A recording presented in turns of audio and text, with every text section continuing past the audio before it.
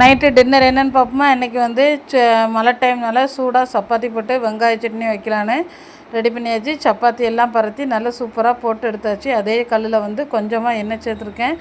காஞ்ச மிளகா உரப்புக்கு தகுந்தால ஒரு சின்ன மிளகாயில் ஒரு 3 மிளகா, அது கூட ஒரு ஸ்பூன் ஜீரகம் போட்டு, ஜீரகமும் மிளகாயும் நல்லா பொரிஞ்ச பிறகு வெட்டி வச்சுருந்த வெங்காயத்தை அது கூட போட்டுக்கலாம்.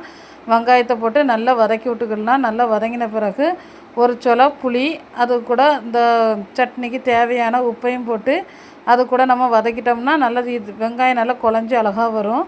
எல்லாம் போட்டு வதக்கி அடுப்பு அணைச்சி ஒரு 1/4 மணிக்கு அப்படியே வச்சிடலாம். அந்த சூட்டோடையே அந்த வெங்காயம் வந்து நல்லா வதங்கிடும். வெங்காயம் நல்லா வதங்கின பிறகு ஜாரில் மாற்றி அதை வந்து க்ரப் பண்ணி எடுத்துக்கிட்டு, ரெண்டாவது தேவையான தண்ணி வெந்நீர் சேர்த்து அடிச்சிட்டோம்னா சூப்பரான ஒரு வெங்காய சட்னி ரெடி ஆகிட்டு 2-3 நாள் ஃப்ரிட்ஜில் வச்சு சாப்பிடலாம். தேங்காய் சேராதனால இது கூட உங்களுக்கு திக்னஸாக வேணால் பொரிக்கடலை, உளுத்தம்பருப்பு ரெண்டுமே நம்ம சேர்த்துக்கலாம். ஆனால் நான் வந்து வெறும் வெங்காயம் தான் போட்டு அடிச்சிருக்கேன்.